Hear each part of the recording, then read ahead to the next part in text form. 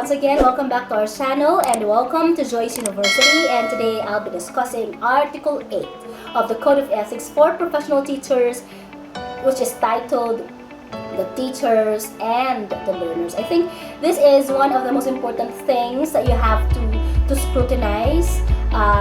Very important provision in the code because this would mean the core of the job of the teachers in dealing with the learners. And so section 1 of this article would tell us that the teacher has the right and duty to determine the academic marks and promotions of learners in the subject or grades he handles, provided that such determination shall be in accordance to generally accepted procedures and evaluation and measurement.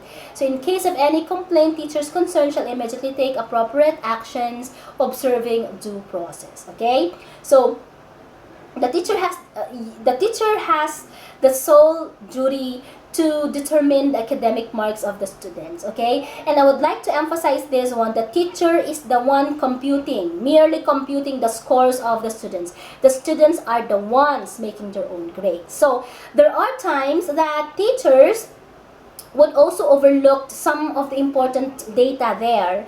And if there are complaints, then you just have to accept the complaint, listen to it, and then take a look at your records. If there is a mistake, then it's just very easy to accept your mistake, apologize, do the necessary actions. But if you think there is nothing wrong with the computation, then you have to be confident telling the parents or the students that there is nothing wrong with the computation.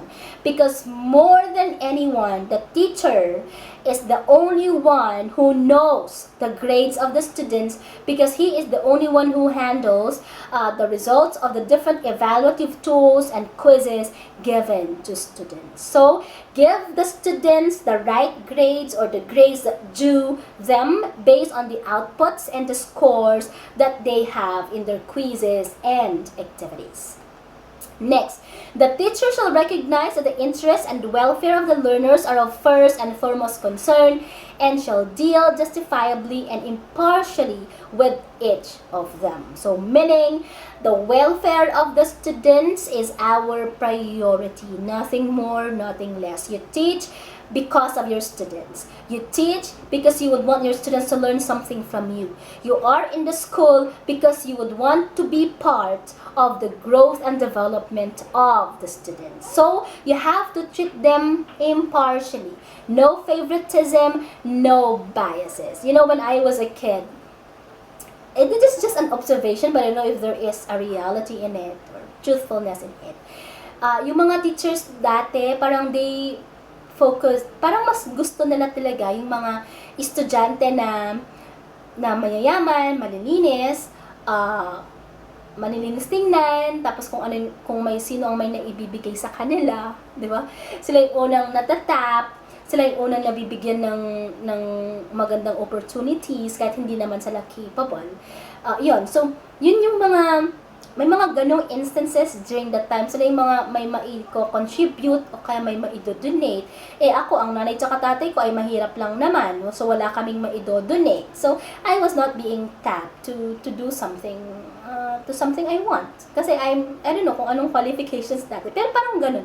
Pero feeling ko lang yun, I do not tell you that there was really favoritism during my time. That was just my feelings and I am entitled for such. Pero nakalimutan, naintindihan, pag naaalala ko na lang yun, natatawa na lang ako. Kasi ang mga bata kasi talaga, di ba, sometimes we tend to compare, but ganun, but sa akin hindi, ganun. So, yun lang naman. Kaya nga, nung naging teacher na ako, I always make sure that I do not have favorites. Na favorite ko siya, bibigyan ko siya ng mas mataas na grade. Hindi ako ganun. May mga favorite man siguro ako, yung mga natutuwa, yung mga batang nakatutuwa. Yung pinapatawa nila ako kahit hindi sila magaling silang magpatawa. Hindi ko naman tinataasan yung grades nila. Kung bagsak, basta gusto ko lang sila kasi napapatawa nila ako, but there is nothing more than that. Okay? I have to be as impartial as possible, and when you become teachers too, you have to be as just and as impartial as possible, because okay, mahirap kapag na-observe ng mga estudyante mo that you play favorites. The credibility would be at stake and they would not believe you anymore. The third one, under no circumstances shall a teacher be prejudiced or discriminate against a learner. So, walang discrimination dapat sa klase. So, hindi porke they belong to a certain cultural minority, they are less of a person na they are subject to bullying and the like. So, everyone is of equal footing in the classroom. We should not bully, we should not discriminate our learners depending on their economic status, on their cultural backgrounds, or even on their mental aspect. We have to be as fair as possible. And section 4, a teacher shall not accept favors or gifts from learners, their parents, or others on their behalf in exchange for requested concessions, especially if underserved. So you are not allowed to accept gifts from learners. Lalo na pag alam mo na ang nanay na yon ay nagbibigay lang sa'yo kasi may gusto siyang mangyari sa anak niya. Diba? Gifts would mean something else for some parents. So, if the parents would give you gifts, parang that would give them entitlement. They'll be entitled to demand something from you, especially in elementary, in preschool for that matter. Laging naka-associate yung gifts sa entitlement. So, para hindi sila entitled to be demanding and to request everything from you, do not accept gifts. But if you think that gift that does not mean anything and it's just a sign of appreciation from parents or from students and it's just a simple token, then you just have to accept it, alright?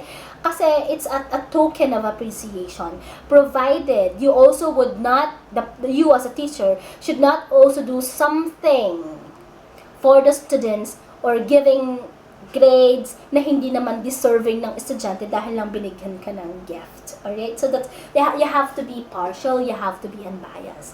And the next one, a teacher shall not accept directly or indirectly any remuneration from tutorials other than what is authorized for such service. Okay? Kunyari may estudyante ako, slow.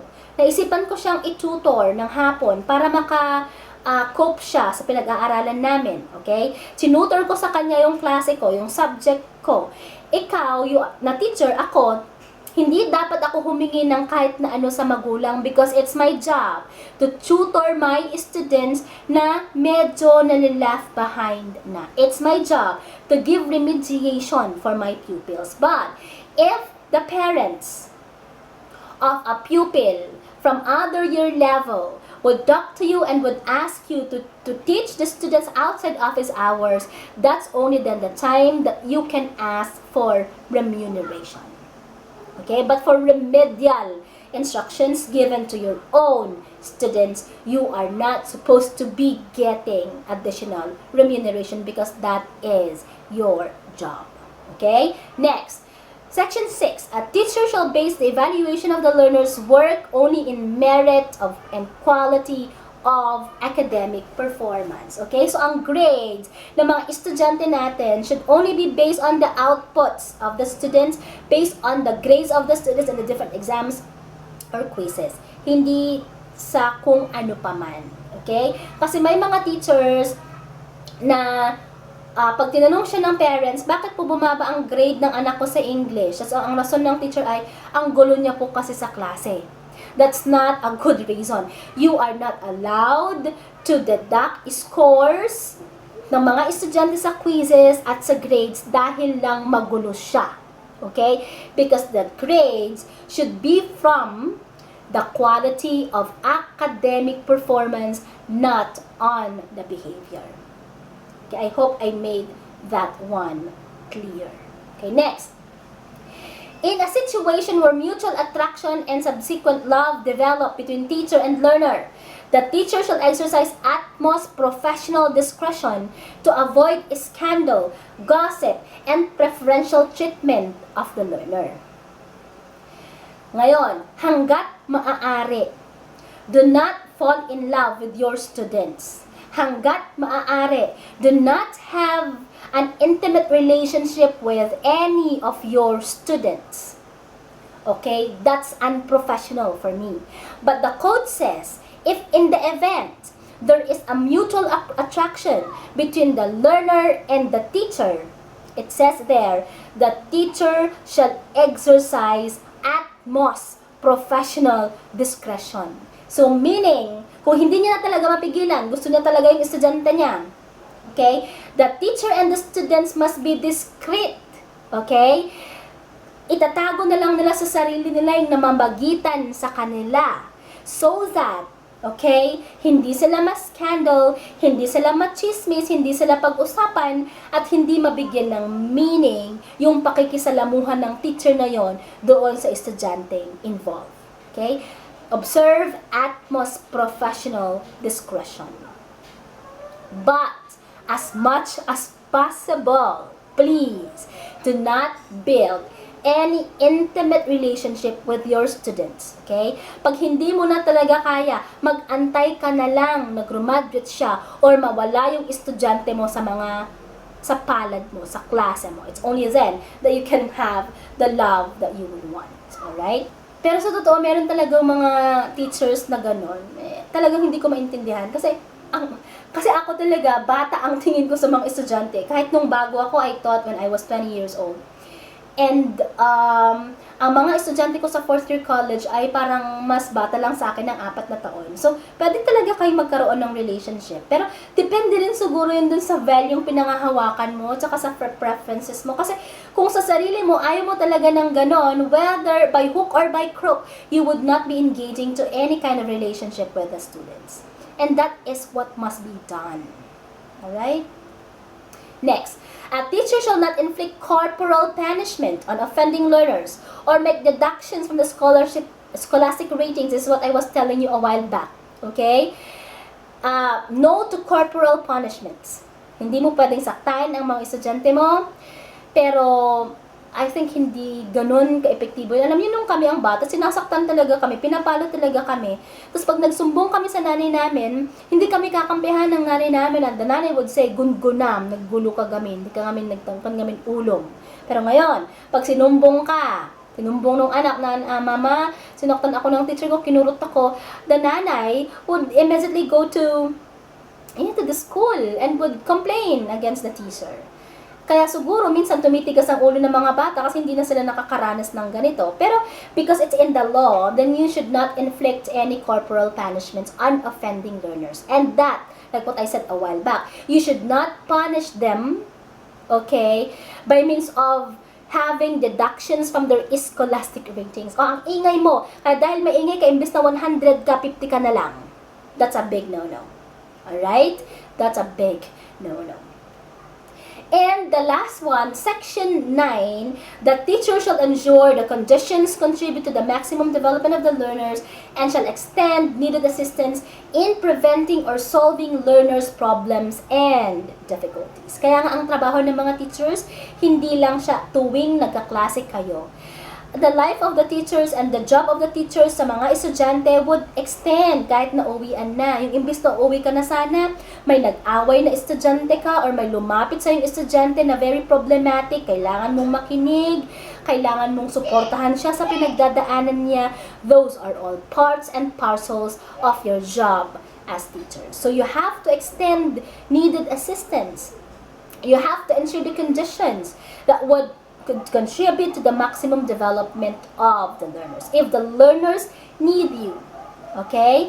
If the learners need to be tutored, need to be taught during your vacant period, do it. If the learners need to be heard, and that is during your vacant period, do it. Because that is your job.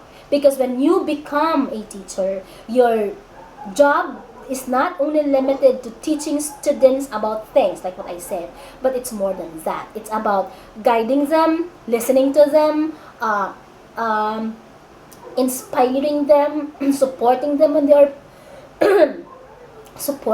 they are problematic, and being with them when they need a hand. Because many of the parents are abroad and you are considered to be the second parents of this kid, so you have to be there when the kid needs you to be there. So those are the different professions under Article 8 of the Code of Ethics for Professional Teachers, and with the title The Teachers and the Learners. Goodbye, see you next time!